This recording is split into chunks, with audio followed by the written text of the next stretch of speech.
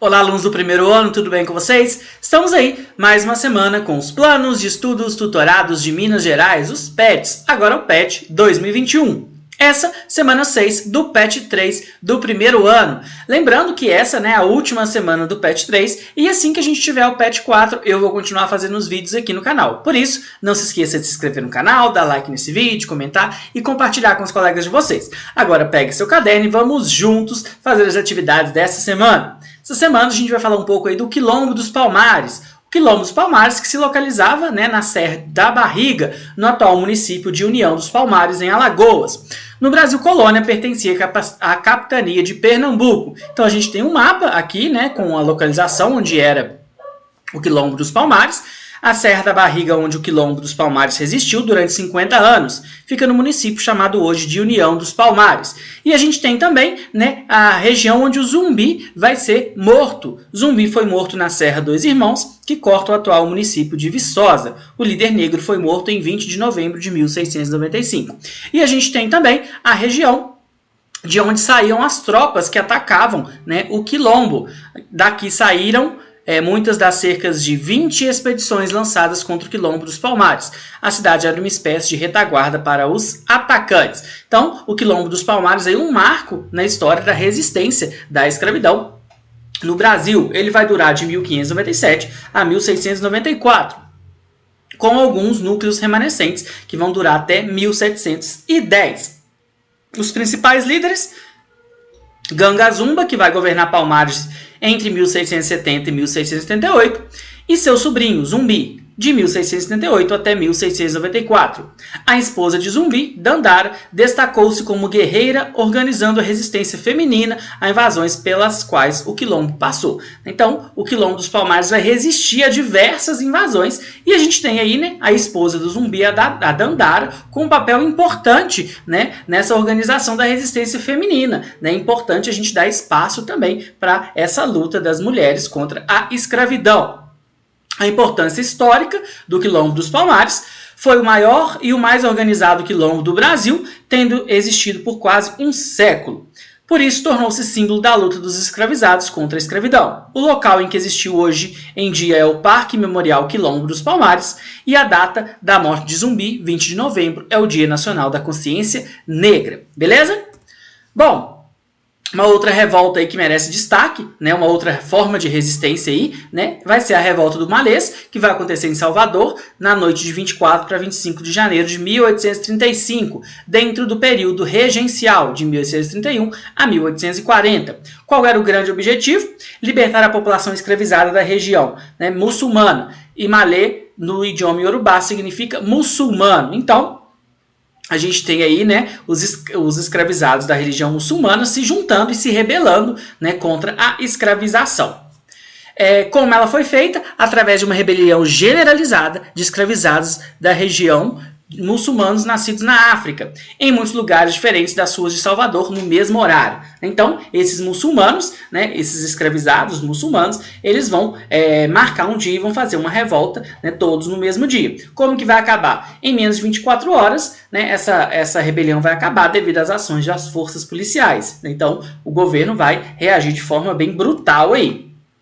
Punições aos envolvidos: prisão com trabalhos forçados, açoite, pena de morte para 4 pessoas, 4 vão ser executados, e deportação para a África, para as regiões onde hoje em dia ficam países Nigéria e Benin, que na época era o Daomé. Então a gente vai ter aí uma punição bem severa, 4 vão ser executados e alguns vão ser mandados de volta para o continente africano. Particularidades dessa revolta: foi organizada por escravizados nascidos na África de religião muçulmana, que sabiam ler e escrever em árabe. Durante a rebelião, usavam amuletos contendo passagens do Alcorão. Por causa dessa revolta, no mesmo ano foi aprovada em Salvador uma lei que determinava que todos os africanos escravizados suspeitos de envolvimento em rebeliões seriam deportados para a África. Então, a gente tem aí a resposta do governo a essa revolta, ok?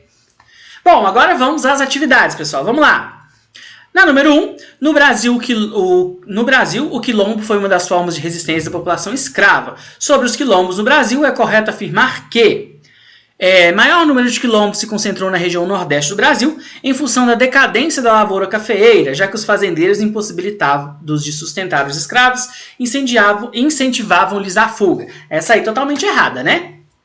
No Nordeste produzia a cana-de-açúcar, né? E os donos de escravos não vão incentivar que eles fugissem. B. Maior dos quilombos brasileiros, Palmares foi extinta a partir de um acordo entre Zumbi e o governo de Pernambuco, que se comprometeu a não punir os escravos que desejassem retornar às fazendas. Isso aí tá certo? Também não, né? O Zumbi vai ser executado. Existência de poucos quilombos na região norte pode ser explicada pela administração diferenciada, já que no estado do Grão-Pará e Maranhão a coroa portuguesa havia proibido a escravidão negra. Tinha isso, pessoal? Alguma região do Brasil proibiu? Não, né? Então também está errada. Letra D. Quase inexistência de quilombos no sul do Brasil se relaciona a pequena porcentagem de negros na região, o que também permitiu que lá não ocorressem questões ligadas à segregação racial. Essa tá certa, pessoal? Não, né? Tá bem estranho isso aí. A população dos quilombos também era formada por indígenas ameaçados pelos europeus, brancos pobres e outros aventureiros e desertores, embora predominassem africanos e seus descendentes. Exatamente essa aí, né, pessoal? A resposta certa, letra E. Vamos para a próxima. 2. A forma mais elaborada de resistência à escravidão se deu por meio de quilombos. No Brasil, considera-se o mais importante o de Palmares, que foi formado exclusivamente por escravos nascidos na África e esteve em pleno funcionamento apenas durante a presença dos holandeses no Nordeste brasileiro? Não, né? Se formou no final do século XVI, chegou a ter por volta de 20 mil moradores e foi destruído no final do século XVII pela ação de bandeirantes. Essa aí tá interessante, hein? Vamos ver a próxima. Se especializou durante todo o século XVI na exploração de metais preciosos abundantes nas margens dos rios do interior de Pernambuco. Isso aí também tá errada, né? Foi constituído no final do século XVIII e contou com a importante contribuição de setores da Igreja Católica. A Igreja Católica interferia lá no Quilombo dos Palmares? Também não, né? Contou com o decisivo apoio de importantes senhores de engenho de Pernambuco e da Bahia, com o intuito de sabotar a presença holandesa nessas capitais. Existiu isso? Claro que não, né, pessoal? A resposta certa, letra B. Se formou no final do século XVI, chegou a ter por volta de 20 mil moradores e foi destruído no final do século XVII pela ação de bandeirantes, ok? A número 3. Em 1694, uma expedição chefiada pelo bandeirante Domingos Jorge Velho foi encarregada pelo governo metropolitano de destruir o quilombo de Palmares. Isso se deu porque os paulistas excluídos do circuito da produção colonial, centrados no Nordeste, queriam aí estabelecer pontos de comércio sendo impedidos pelos quilombos? Não, né? Os paulistas tinham prática de perseguição de índios, os quais, aliados aos negros de Palmares, ameaçavam o governo com movimentos milenaristas. Tá errado isso aí também, né? O quilombo desestabilizava o grande contingente escravo existente no Nordeste, ameaçando a continuidade da produção açucareira e da dominação colonial. Olha, essa aí tá mais interessante, né? Os senhores de engenho temiam que os quilombolas, que haviam atraído brancos e mestiços pobres, organizassem um movimento de independência da colônia? Também não, né? Os aldeamentos de escravos rebeldes incitavam os colonos à revolta contra a metrópole, visando trazer novamente o Nordeste para o domínio holandês. Então, resposta certa, letra C, né? O quilombo desestabilizava o grande contingente de escravos existente no Nordeste, ameaçando a continuidade da produção açucareira da dominação colonial, né? O medo de mais escravizados fugirem para o quilombo dos Palmares. Número 4. Na noite do dia 24 para dia 25 de 1835, um grupo de africanos escravos e libertos ocupou as ruas de Salvador, Bahia, e durante mais de 3 horas enfrentou soldados e civis armados. Os organizadores do levante eram malês, termo pelo qual eram conhecidos na Bahia da época os africanos muçulmanos. Embora durasse pouco tempo, apenas algumas horas, foi o levante de escravos urbanos mais sério ocorrido na América e teve efeitos duradouros para o conjunto do Brasil escravista. O episódio descrito no trecho contribuiu para a longa duração do tráfico negreiro, pois diante do crescente conflito social, os defensores do escravismo reconheceram que era necessário trazer mais escravos para o Brasil? Não, essa aí está errada, né? A abolição da escravidão, poucos anos depois, pois os grandes proprietários sentiram-se ameaçados e inseguros, né? Poucos anos depois aí, também não, né? A intensificação das tensões no interior da elite de grandes proprietários no contexto da regência, incomodados com as diversas revoltas que explodiram na época. Olha, essa aí tá interessante, hein? Vamos para a próxima? O aprofundamento da crise que levou à renúncia de Dom Pedro I, considerado um monarca politicamente inábil, incapaz de manter a imensa população de escravos sob controle. Isso aí também tá errada, né?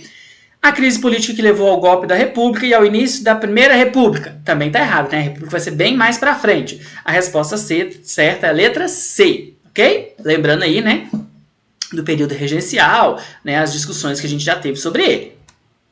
E a quinta questão, os grupos de escravos egressos da costa da Minas, sob diferentes identidades, Nagô, Hausa, Jeje e Tapá, promoveram o maior ciclo de revoltas de escravos africanos de que se tem notícia na história do Brasil.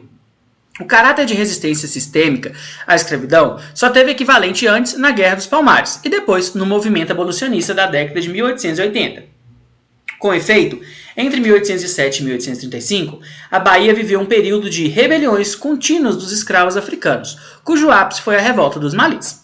Completando 175 anos em 2010, a Revolta dos Malês, na Bahia, embora não tenha conseguido modificar a ordem escravista brasileira, teve um aspecto bastante representativo, uma vez que foi o levante de escravos urbanos, na sua grande maioria da religião muçulmana, mais sério ocorrido no Brasil.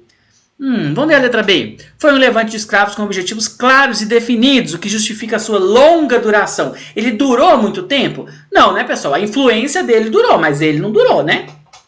C. Foi por meio dessa revolta que pela primeira vez um grupo de escravos ocupou, ainda que por curto período, o poder em Salvador. Essa aí tá errada, né? Precipitou a assinatura da Lei Eusébio de Queiroz que extinguiu o tráfico. Tá errado também. Acelerou a introdução de imigrantes para substituir a mão de obra escrava negra. Também tá errado. Alternativa certa, letra A, ok?